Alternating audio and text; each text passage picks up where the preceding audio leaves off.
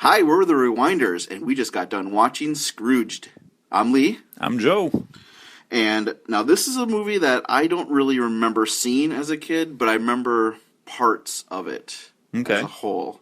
I don't know, what's it for you? For me, it was, I did remember watching it, and I thought I had a very good grasp on the whole content of the film, but I realized I really did not have a good grasp on the contents until I watched it again. Well, yeah, it's 1988, so at the time, modern retelling of A Christmas Carol. Yeah. And you're right, because there's so much adult humor and and things going on in here that I My biggest standouts were Bobcat Goldthwait. Bobcat Goldthwait? He was one of my favorites in there. And I can't remember her name, but the punching pixie. the ghost of the present, Carol Kane. She's a favorite of mine. And she's amazing. And like those were the big, really two stars of the movie for me when I was a kid and growing up. That and the fact that I was watching a movie about making a live TV show. And it's a really, we'll get into that, but it's a very meta movie. Yeah. And other things I noticed. But like you said, Bobcat Goldthwait was great. Carol Kane was great. But Bill Murray, not too good. No, kind of, it like he had lines that were good, but then the rest of it was just kind of like collecting a paycheck almost. It was directed by the guy who did Superman, Richard Donner. And he did a bunch of movies, and I don't know if you know... You know Richard Donner, right? Yeah. I probably know his movies, not his name. You know his movies, but he directed Lethal Weapon and a bunch of other movies. So stuff we'll be watching eventually. We'll be watching eventually. But what I noticed was a lot of cameos of people that are in his other movies. Oh, yeah. Since you know this movie a little more than I did as a kid, plot? Yeah, can you do it, or do you want me to give it a whirl? I'll kick it off. Okay.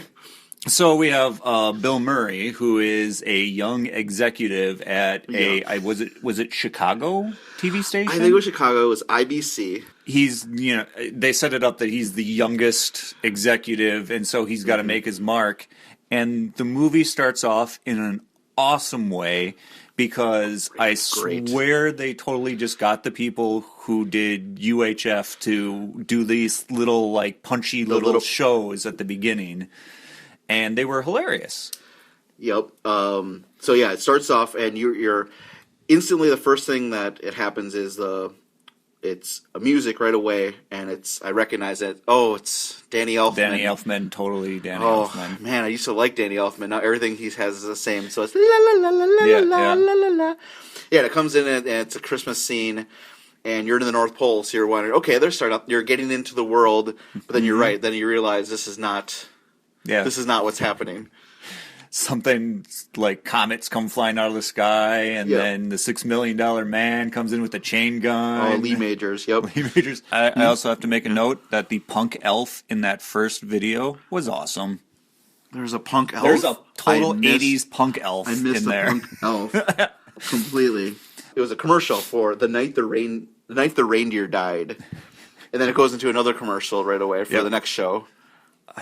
It's Robert Goulet. Oh, that's right. It was Robert Goulet. But it's called Bob Goulet's Old Fashioned Cajun Christmas, and he's just singing. He's just in the swamp. And Robert Goulet with the cheesy crocodile.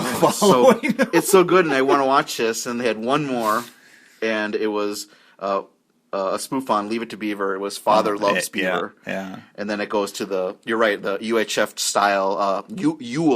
You'll love it. And I swear, You'll Love It was the UHF theme of their channel. It probably was. And it was the same voice, too. It was. They must have. When did UHF come out in 89, I want to say? It had to be around the same time. Around the same time. So maybe they saw this and thought, that's a great idea, let's do that. Yeah. Or vice versa. It made me giggle right off the top. Mm-hmm. As an adult, as a kid, I wouldn't have known. Yeah, and then we find out that actually we're in a board room. You have everyone trying to appease their executive, and they don't do it. He does not. Oh no! Those were fine. Those shows were fine. It was the next one when they were gonna show him the tease the for Scrooge. the Scrooge show. Yes, and it was traditional show, and he hated it. He rips it and wants to do his own, which is typical 80s. Everyone's going to die because everything's terrible. Yep. Let's look at all this bombs dropping. Yep, and then Bobcat Goldthwait's character says, "What is this?" I can't do his voice. Yeah, but even a little more subtle, and that's not even his real voice. He exaggerates, but yeah, he says, "What does this have to do with anything, sir?" And he says, "It doesn't. It's great. It just shocks people."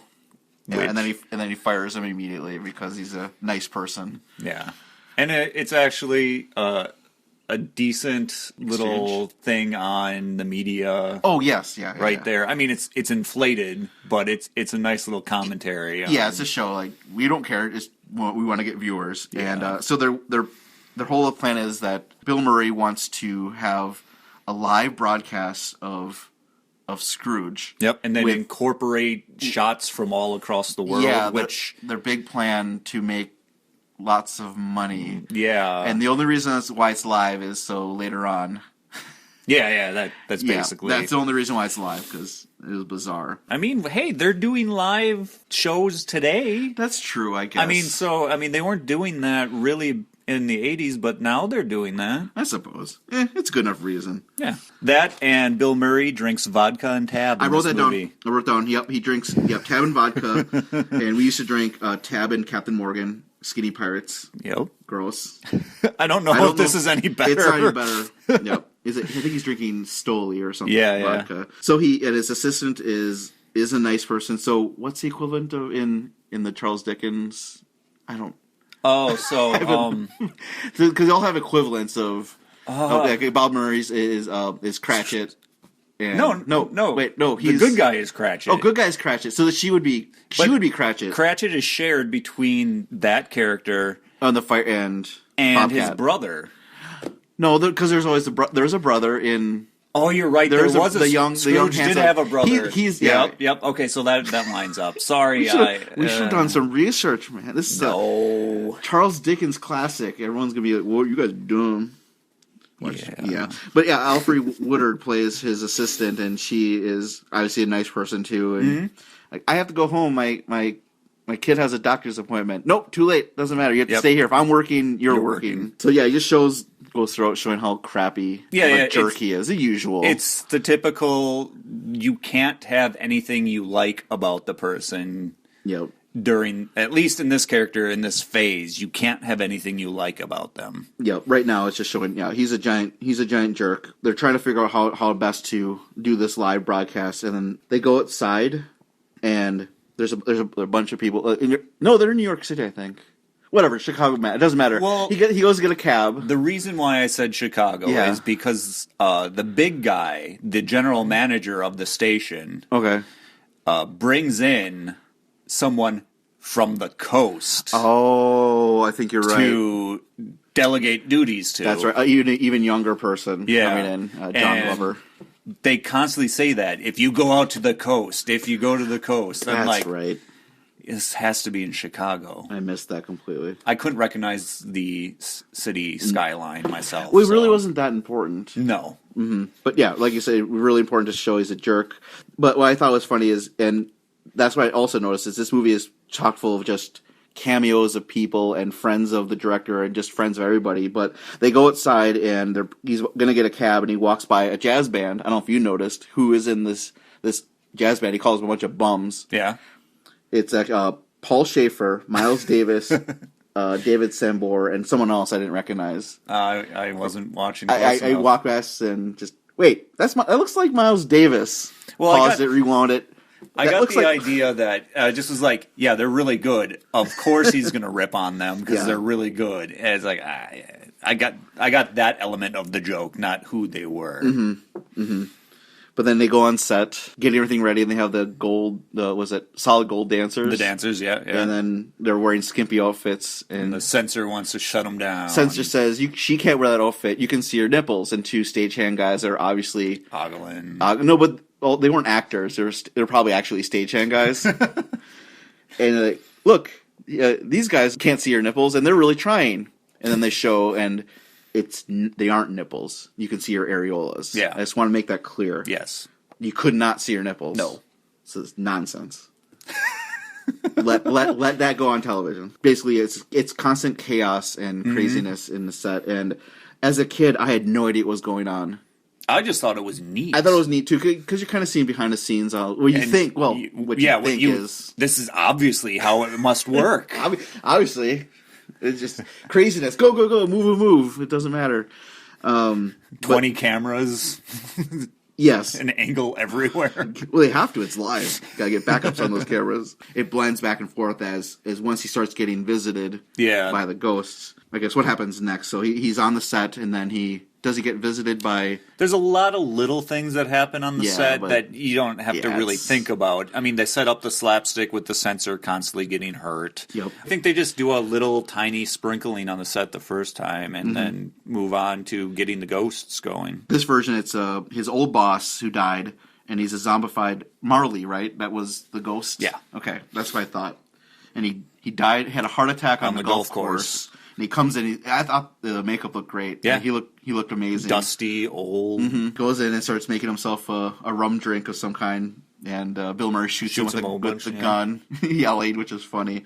He just turns around and, no, I'm here to tell you that the usual. You'll be visited by 3 ghosts. He does something I didn't remember as a kid. And I thought looked cool.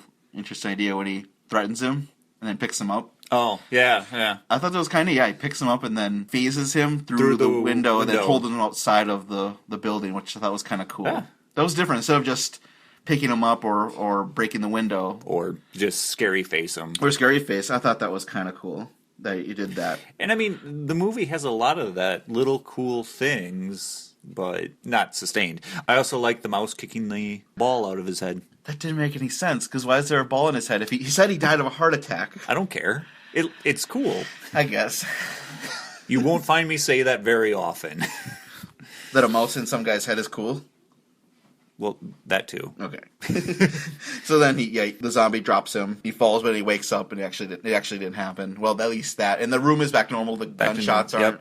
The door that exploded as the zombie came in is back to normal. The ghost called the phone to call his love interest.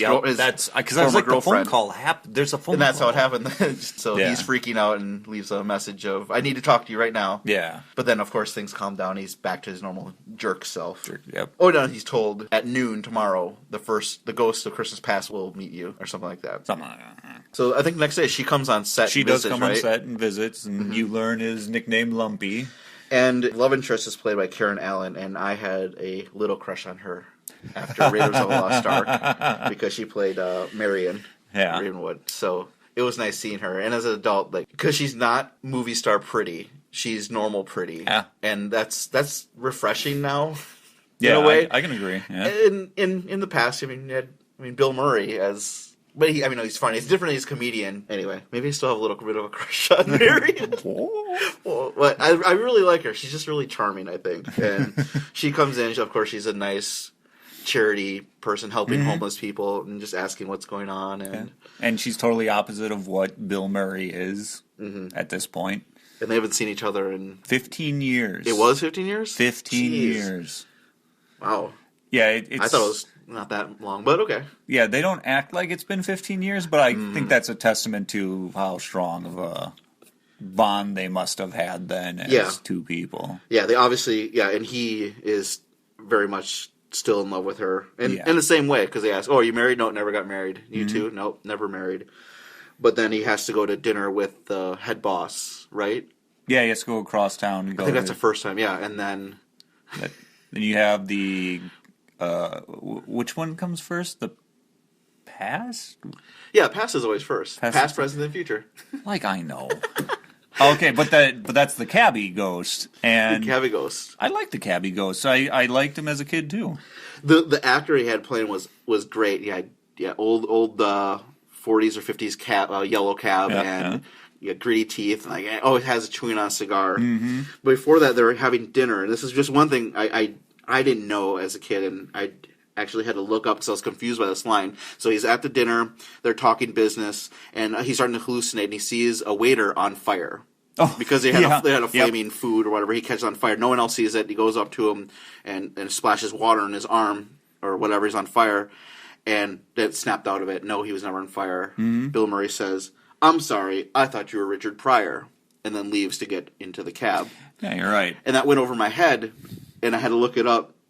Apparently, at some point in the 80s, Richard Pryor was high on cocaine and set himself on fire and was running in the streets of L.A. And so that's the joke. Boom, boom. Well, that doesn't make it to today's market at all. No. That joke now falls flat. Yeah, completely flat. Like, as maybe I was an adult in 1988, I would have seen the news, known about this. Nope. But anyway, sorry. Yeah.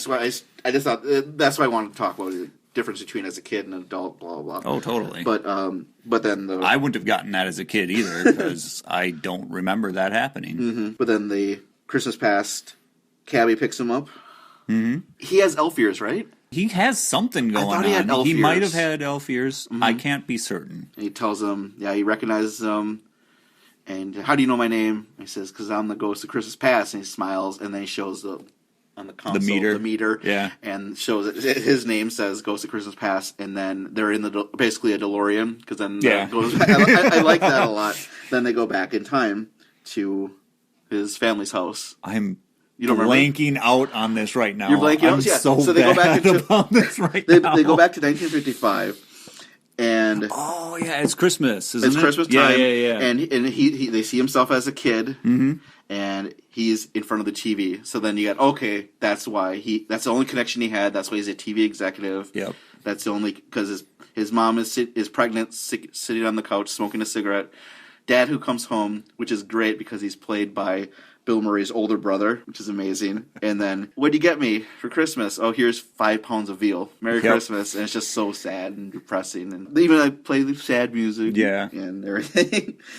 Get back into the cabbie DeLorean, and then they go to 1969, and now he's working at the office party. There's a big office holiday party. Yep. Okay, do you remember this? When you say these things, I suddenly remember them.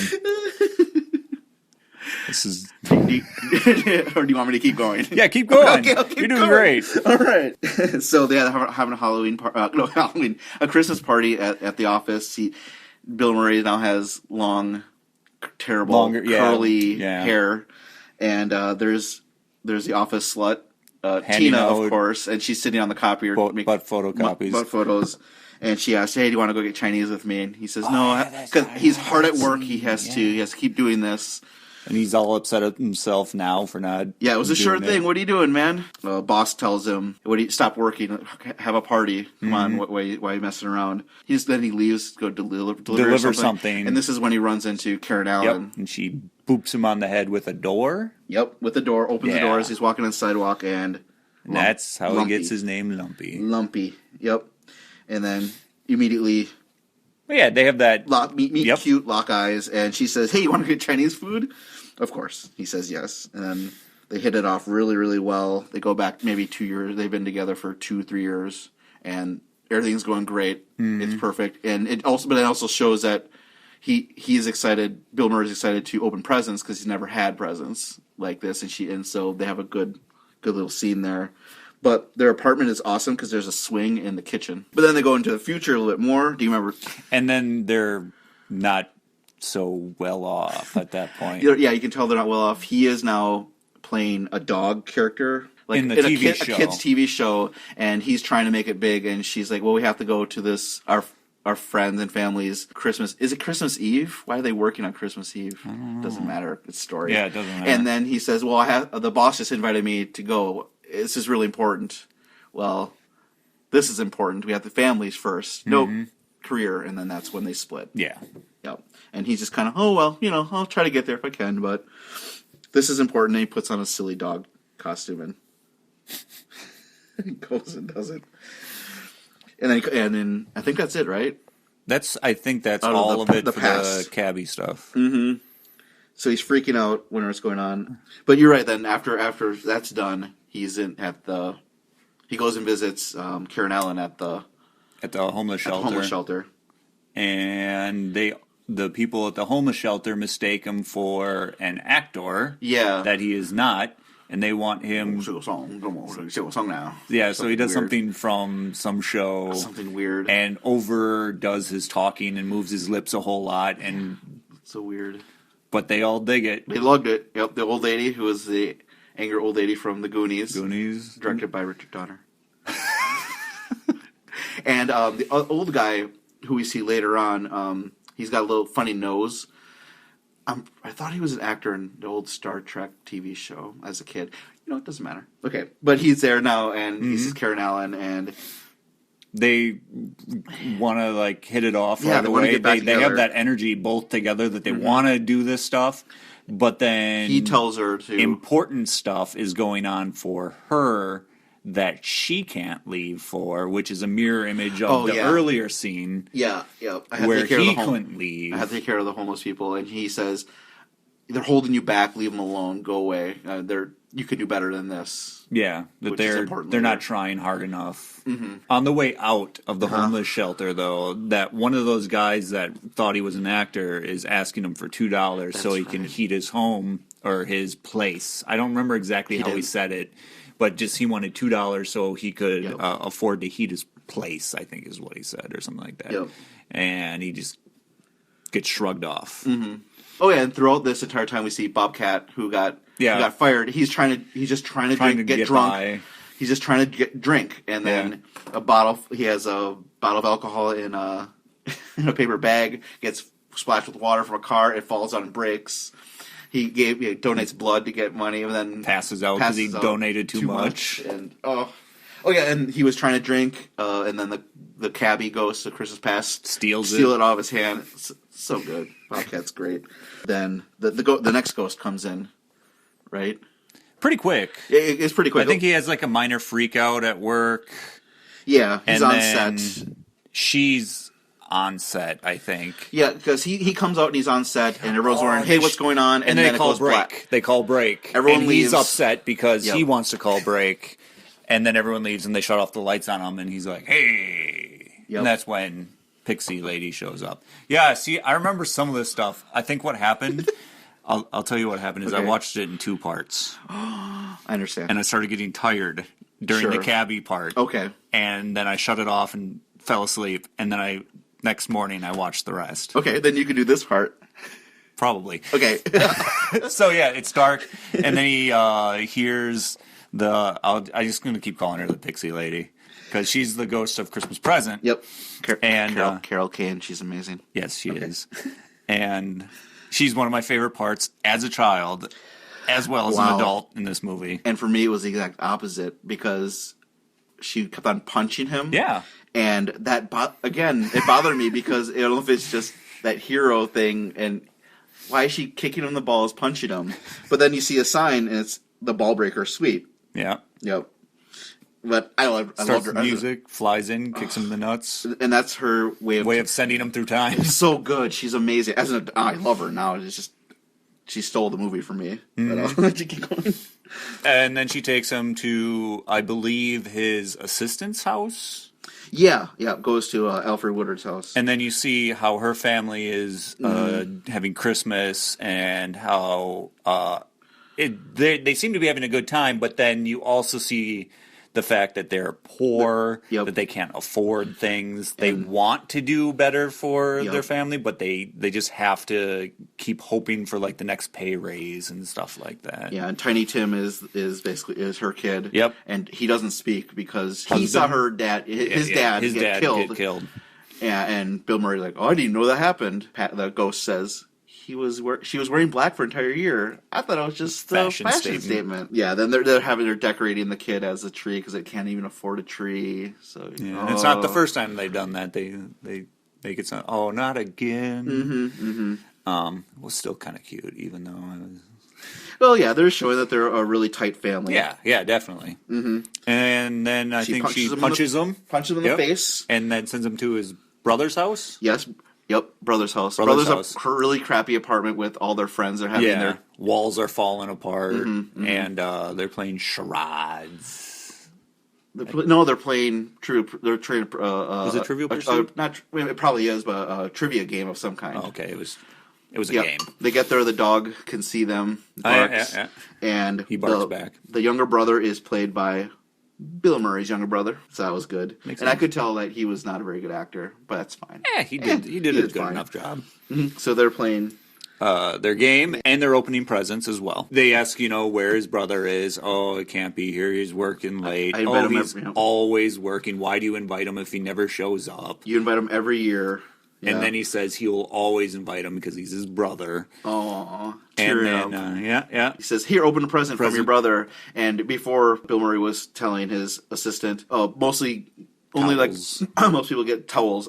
Only a couple people get VHS or VCRs. VCRs. And she snuck in and gave him a VCR. And what's great is Carol King goes and puts her fingers in his ears and tries to block it so the assistant doesn't get in trouble. No, she didn't do that for that. She did that because they said, "What did you get your brother?" They asked his brother what he got for. Really? Yeah, and then she plugged his ears so he wouldn't know what he got for Christmas. Oh, wow! I misinterpreted that. Yeah, Oh, see, I thought it was. I guess it maybe works both ways, but okay, I like your idea. That makes more sense now. it's not an idea; it's what happened. You're right. You're right. I just missed it. See, maybe I was falling asleep at that time, and you were waking up. So then There we go. we crossed paths. Brother raises a toast. Oh, of course. They toast. He's such a good guy. Yep. She draws an X on his cheek and pats punches him. him again. That's great. I thought that was the Early one? Whatever. She punches the toaster. This Oh, no, time. she headbutts him. Oh, yeah. She headbutts him and then picks up. Ooh, look, a lovely toaster. Wow. Yeah, right. Oh, so good. It is, and now but yeah, he's in the sewers, and there's grates, so people are walking over him, and he says, "What is this, Trump Tower?" Waka, waka, waka. Okay, but then he looks around for an exit, and he sees the guy was asking for $2, and he's frozen, and it's really depressing. And I remember that actually stuck with me as a kid. Yeah, it did It was with me. very, wow. That all he had to do was help him out just a little bit, and Bill Murray's yelling at him. Mm-hmm. Why didn't you go stay with Kara? You would have been warm there. What's wrong with you? And then finds a door, and that's when he. Yeah. Then they go back to the To the set, set. and He gets a little bit perturbed at the younger guy that's basically taking over all his duties. That's right. Because he's never there. he's never there, and that's why the head of the company or the broadcast said, "Well, let's get this guy in here." Yep. And then the elevator opens, and you see a puppet or a guy in an outfit that looks like a skeleton, the ghost of Christmas future. He freaks out, screaming, and oh no, it's just a guy in a costume. Goes up in the elevator, goes to his office, and there's a wall of TVs behind him, right? Yep. And then I thought it was kind of cool that you slowly see a giant skeletal hand, and Well, before the giant skeleton hand, well, maybe it was at the same time, but the difference is those TVs have always been individual TVs this whole time in the movie. that's right. And then in this scene, the Ghost of Future goes through all of them as though they're just one. Yep. So it was a nice, okay, it's breaking what you have been constructed as being fact. And it was like, that's a cool thing to do. It looked really neat.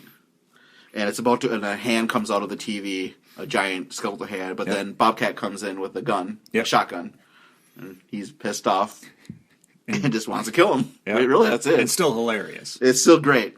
And then chases him around the office, shooting at him, and Gets in the elevator, and when he gets in the elevator, the costumed Ghost of Christmas Future is in there, and it's totally not. You can tell it's not the same thing. It's actually the cloak is way more intricate designed, and instead of having a skull face, I love the fact that it was a TV face. It was great. And the effects that they do in that TV are wonderful.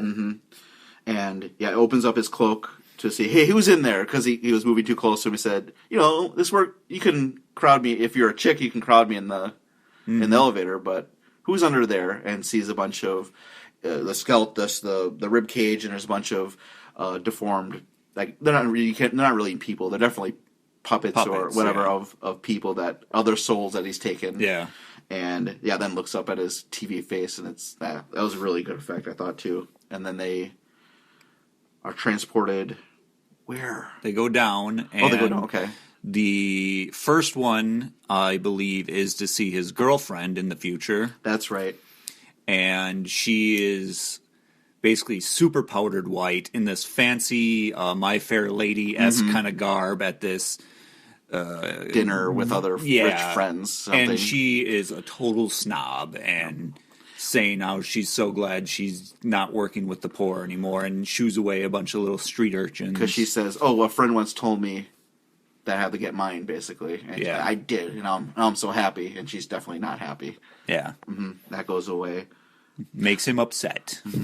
Okay, so then they get back in the elevator, they go down a few floors, and they go in there. He's in a sideways asylum. Yes. And he sees his assistant visiting her son, who's a little bit older now, and he is obviously demented, institutionalized. He did something, and he never speaks still. Yeah. He never got the help that he needed of his mental issues. And his mother can't see him ever because they never allow it. They reference that by, I just got here. Nope, sorry, visiting's over. Yeah.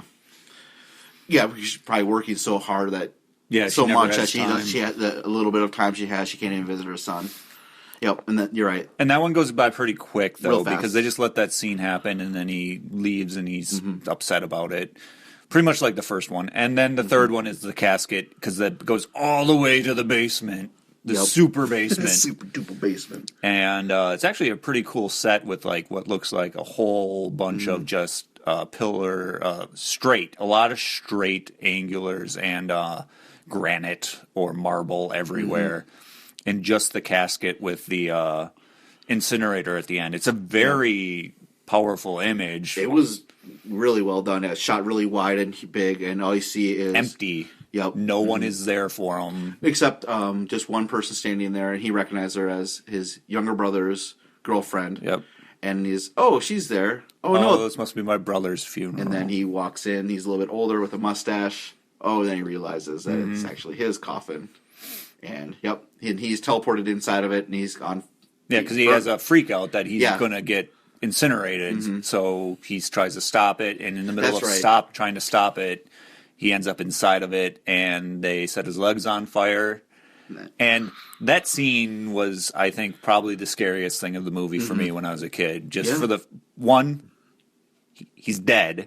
He's in a casket, and you're that imagery enough is, well, I guess I was a little bit of a different kid where death kind of stuff I thought about way too much. But and then set on fire on top of it and still being alive. Yeah, and he's screaming the entire time.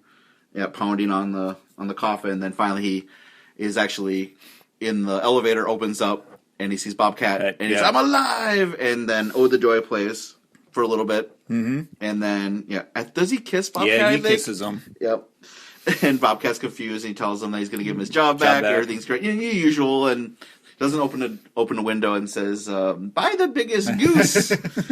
But the equivalent. Yeah.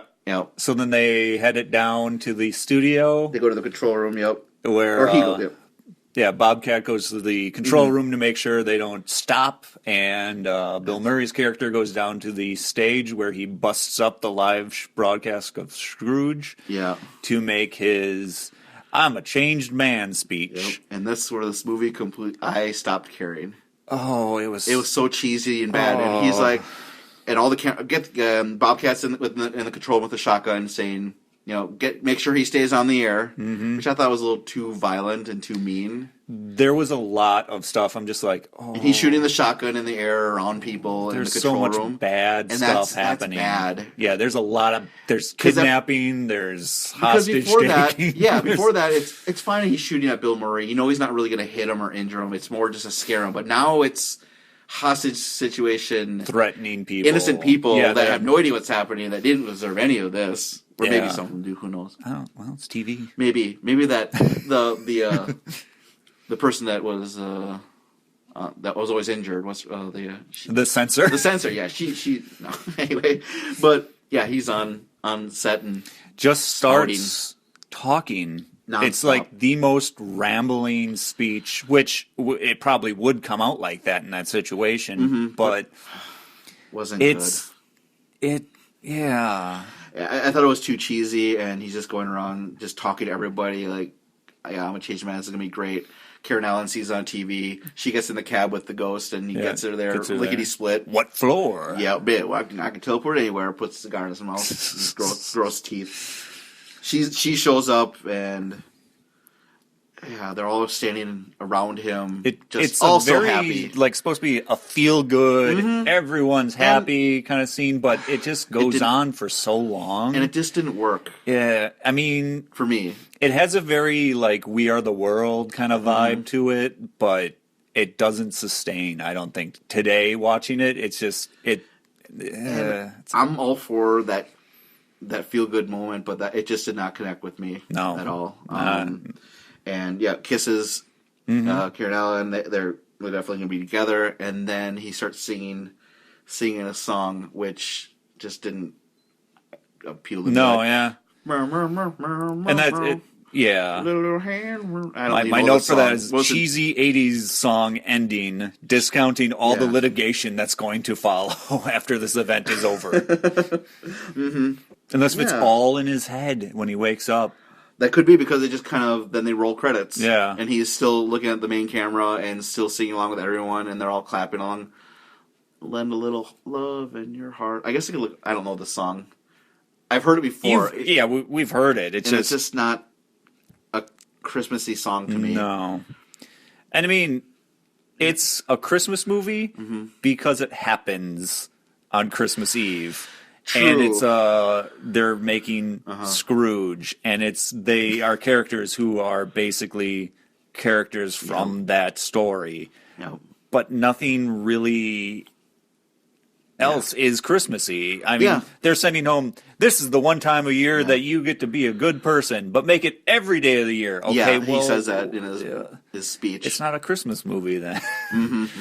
It's not a Christmas miracle, really. It's I don't know. I enjoyed the movie up until that point, really, and then it just kind of fell apart. The only other good part I saw was you see he looks around, and he sees the other ghosts. They're staying off to the side, and you see the ghost of Christmas Present is with the guy who froze to death and died. Yes, and that was good. He has angel wings now, and he's with her. So I thought that was a good little. He was the visitor who got his wings. That's The bell rang for him. Oh, jeez.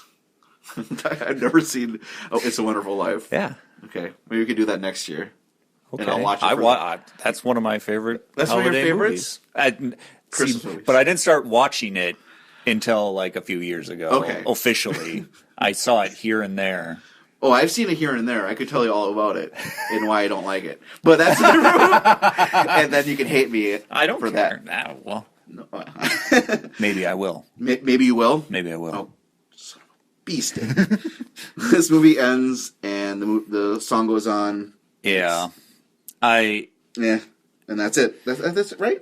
Yeah, that's it. Yeah. And, I mean, there's a lot of little things that are happening through the movie that are funny. There's a lot of little things. But in the end, it's such a blah movie with a lot of really good bits. A lot of really good bits, yeah. And not really, just remembering a little bit here and there as a kid, but as an adult, I did enjoy it more, I have to say. Oh, I think a lot of the humor is definitely more adult-based. And therefore, we get more mileage out of it now. And having watched a lot of movies, seen a lot of the same character actors are in that. They're everywhere. Like, I don't want to go through almost all of them, but there's so many of them. I can say I thought it was a much better movie from being a child's perspective than an adult perspective. I'd agree. This did not age appropriately. No, it's definitely 80s. But... it was worth watching again. I would say watch it. You'd say watch it? I would say watch it. It's Bill Murray. He's not at his best, but it's still. I think it's still an entertaining movie, except for the end. You can say that. I'm going to say you can skip it because in the end, but it's true. There's some really good. You know what? There's probably a summation video on YouTube. Hey, there you go. That covers all the good bits. Yeah. And you can watch that. You can go and watch that. And then when you're done with that, you can go to the Rewinders Podcast at Gmail and tell us what movies that you want to have us review. You can also go on Facebook, find us there. We're on SoundCloud and a bunch of other places that you could download podcasts from. And if you want us to be more in your face, in your face, like a radio jockey or something. No, morning jockey. No, I don't want to be like that. But no, if you think more people should listen to us, you should write reviews and rate our stuff. Yeah, because it's going to be hidden in the background of the internet. We're nobody famous, and we're not going to be on Jimmy Kimmel saying, "Hey, listen to our silly podcast." No, that's not going to happen. Well, maybe for other things you might be on Jimmy Kimmel. Like what? Oh, I have video that I will be uploading. Oh, everyone's got some sort of video. Something. Bye-bye.